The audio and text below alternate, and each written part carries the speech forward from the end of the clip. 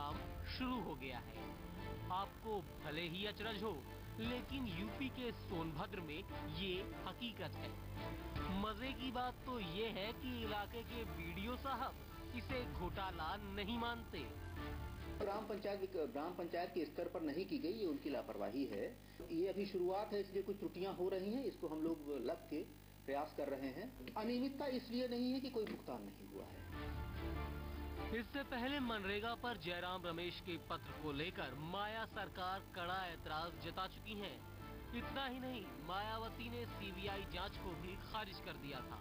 माननीय मुख्यमंत्री जी ने कहा है कि जो भी आरोप माननीय केंद्रीय मंत्री जी ने लगाए हैं वे पूरी तरह बेबुनियाद और तथ्यों से परे हैं। सोनभद्र में 300 करोड़ के घोटालों के आरोप उछल चुके हैं। ग्राम प्रधानों और अफसरों के गठजोड़ से चहेते ठेकेदारों और बाहरी मजदूरों से काम करवा लिया जाता है और बाद में टेंडर की खानापूर्ति के खेल को अंजाम दिया जाता है। जयराम रमेश और माया सरकार के दरमियान होने वाले खतो खिताबत के पीछे कितनी सियासत है और कितनी हकीकत, ये भले ही तय ना हो, लेकिन ये साफ जरूर है कि यूपी में कई जगहों पर मनरेगा के तहत होने वाले काम घपलेबाजों के शिकंजे में है। सियासी दांवपेचों और सरकारी तंत्र की उदासीनता के चलते जहां घोटालेबाजों के हौसले बुलंद हैं, वहीं मनरेगा सरीखी महत्वाकांक्षी योजना बेबस और लाचार नजर आ रही है। सोनभद्र से रवि पांडे के साथ ज्ञानेंद्र शुक्ल, P7 न्यूज, लखनऊ। इस वक्त हमारे साथ हमारे सहयोगी ज्ञानेंद्र शुक्ल हमारे साथ जुड़ रहे हैं फोन लाइन पर। ज्ञानेंद्र, एक और बार मनरेगा विवादों के घेरे में फिर से आया है और ये हमेशा से पिछले कुछ समय से हम देखते रहे। ये मामला जो है, क्या है पूरा मामला?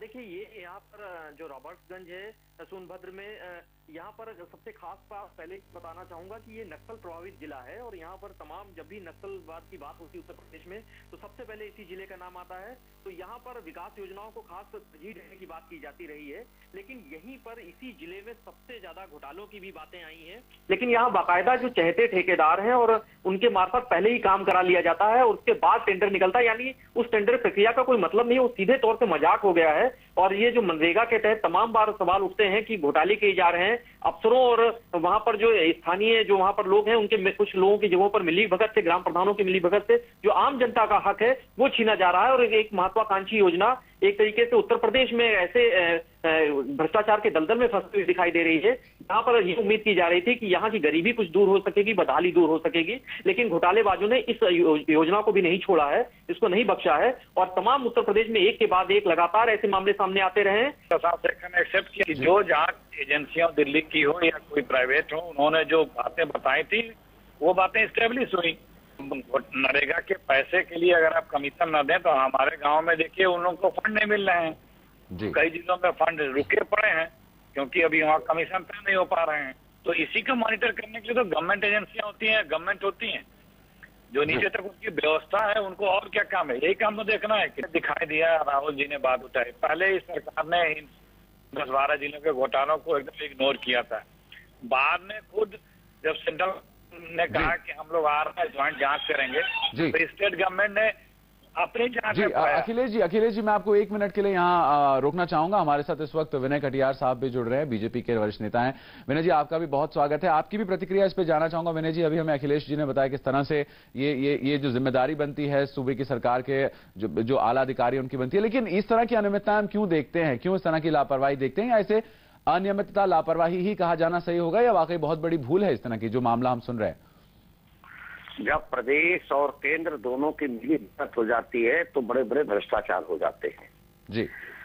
अभी कह रहे हैं कि राहुल गांधी ने विषय उठाया, तो राहुल गांधी स्पष्ट करें कि बसपा से हमारा कोई लेना देना नहीं, हमारा कोई समर्थन नहीं, मैं कोई समर्थन नहीं लूंगा उनसे, अभी आने वाला है।